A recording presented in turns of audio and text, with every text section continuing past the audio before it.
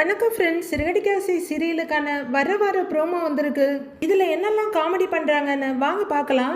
சாதனையாளர்கள் மீனாவும் முத்துவும் ஒரு 10 லட்சம் ரூபாயை ரெடி பண்ணி எடுத்துட்டு போய் பினான்சியர் கிட்ட கொடுக்குறாங்க. என்ன நாம மிரட்டிட்டு வந்து சில நாட்கள்லயே 10 லட்சம் ரூபாயை கொண்டு வந்து கொடுக்குறாங்களே அப்படின்னு பினான்சியர் பார்த்துக்கிட்டு இருக்க அங்க வர்ற சிந்தாமணி, ஆஹா இந்த வழியில இதுங்க சிக்காது போல இருக்கே, எப்படியாவது பணத்தை ரெடி பண்ணி கொண்டு வந்து கொடுத்துருங்க போல இருக்கே அப்படின்னு யோசிக்கிறாங்க.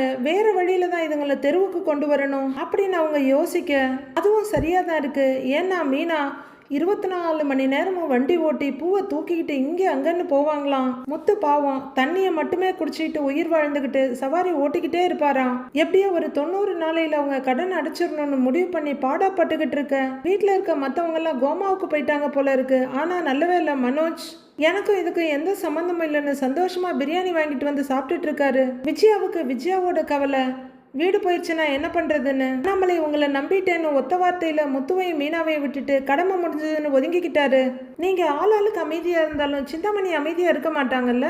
எப்படியாவது விஜயா குடும்பத்தை சிதைச்சே ஆகணும், இதுங்களை நிம்மதியா இருக்கவே விடக்கூடாது அப்படின்னு முடிவு பண்றவங்க பைனான்சியர் கிட்ட சொல்லி மனோஜ் அவங்க அப்பாவோட கையெழுத்தை ஃபோர்ஜரி பண்ணியிருக்காருன்னு கேஸ் கொடுக்க வச்சிடுறாங்க. போலீஸ் நேரா அந்த கம்ப்ளைண்ட்டை தூக்கிக்கிட்டு வீட்டுக்கு வந்துடுறாங்க. இங்க மனோஜ்ன்றது யாரு அப்படின்னு கேட்க, என்னடா இது, அதான் கடன் பிரச்சனை தீர்ந்தது, நம்ம பாட்டுக்கு நம்ம வழியில இருக்கோம், ஷோரூம் உண்டு பிரியாணி உண்டுன்னு இருக்கிறோம், நம்மள எதுக்கு தேடிட்டு வந்திருக்காங்கன்னு அவர் அதிர்ச்சியா பார்க்க, அன்பு மகனை போலீஸ் தேடிட்டு வந்திருக்கேன்னு அதை விட அதிர்ச்சி ஆகுறாங்க விஜயா. வழக்கம் போல முத்து முந்திக்கிட்டு வந்த போலீஸ் கிட்ட என்ன ஏதுன்னு கேட்க, அவங்க அப்பாவோட கையெழுத்த போலியா போட்டு பணம் வாங்கி இருக்கிறதா பைனான்சியர் போலீஸ்ல கம்ப்ளைண்ட் கொடுத்திருக்காரு அப்படின்னு சொல்லி மனோஜ தரத்தரன்னு 2 பேரும் இழுத்துக்கிட்டு போறாங்க. பைனான்சியர் பண்ணின வேலையிலேயே இதுதான் ஒரே உருப்படியான வேலை. உடனே என்னாச்சுன்னா வழக்கம் போல விஜயா வரிஞ்சு கட்டிக்கிட்டு வந்து என் பையன் மேல தப்பே இல்லைன்னு ஸ்டேஷன்ல கதறாங்க. செல்லில் இருக்க அவரும் அம்மானு எல்கேஜி குழந்தை மாதிரி அழுதுகிட்டு கண்ணை கசக்கிட்டு இருக்காரு. மீனாவும் முத்துவும் தான் பெரிய தியாகியாச்சே, சும்மா இருப்பாங்களா? அடுத்து உடனே லாயரை போய் பார்த்து லாயரை கூட்டிட்டு வந்து அவங்க போலீஸ் ஸ்டேஷன்ல வந்து பேசுறாங்க. கடைசியில வெளியே வர்ற அவங்க மனோஜ் வெளியே வரணும்னா அதுக்கு ஒரே வழிதான் இருக்கு, எந்த பிரச்சனையும் இல்லாம வெளியே வர்றதுக்கு அந்த பைனான்சியர் கேஸ வாபஸ் வாங்குறது மட்டும்தான் அப்படின்னு அவங்களும் கைய விரிச்சிட்டு போயிடுறாங்க. நம்ம மோகினி ரோஹிணி என்ன பண்றாங்கன்னு தெரியல. அவங்களோட அன்பு கணவன் ஆசை காதலன் போலீஸ் ஸ்டேஷன்ல இருக்க அவங்க என்ன பண்றாங்கன்னு தெரியல. பைனான்சியர் கம்ப்ளைண்ட் கொடுக்க சிந்தாமணி தான் காரணம்னு துப்பறிஞ்சு கண்டுபிடிச்சு நம்ம பூ வியாபார சங்க தலைவி மீனா நேரா அவங்க கிட்ட வந்து நிக்கிறாங்க. இன்னைக்கு சாயங்காலம் வரல உனக்கு டைம் கொடுக்குறேன், மனோஜ் மேல கொடுத்த கம்ப்ளைண்ட்டை வாபஸ் வாங்க சொல்லு அப்படின்னு சொல்ல நம்ம சிந்தாமணி மிரட்டறியான்னு கேக்குறாங்க.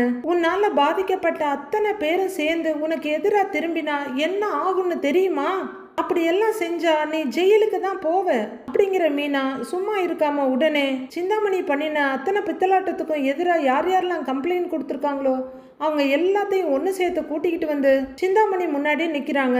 மனோஜை ஜெயில இருந்து மீட்கணுங்கிறதுக்காக விஜயா ஏகப்பட்ட ஸ்டெப் எல்லாம் எடுத்து ஏற்பாடு பண்ணிக்கிட்டு இருக்காங்க. என்ன மீனா, என்ட்ரன்ஸ்ல உங்களுக்கு என்ன சிலையா வைக்க போறாங்க? ஒன்றும் இல்லை, வழக்கம் போல நீங்க பாத்திரத்தை கழுவ போறீங்க, விஜயா உங்களை கழுவ போறாங்க. ஏற்கனவே பெரிய பாரத்தை தூக்கி தலையில வச்சுட்டு இருக்கோன்னு சொல்லிக்கிட்டு இருக்கீங்க, தேவையில்லாத வேலையெல்லாம் விட்டுட்டு அட்லீஸ்ட் அதையாவது பார்க்கலாம். ஸ்ருதி ரவின்னு 2 கேரக்டரை எதுக்கு வச்சிருக்காங்கன்னு தெரியல. அண்ணாமலை முத்துவையும் மீனாவையும் ஒழிச்சு கட்டாம விடமாட்டார் போல இருக்கு. அடுத்து என்ன நடக்குதுன்னு என்னென்ன காமெடியெல்லாம் பண்றாங்கன்னு வர எபிசோட்ல பார்க்கலாம் ஃப்ரெண்ட்ஸ்.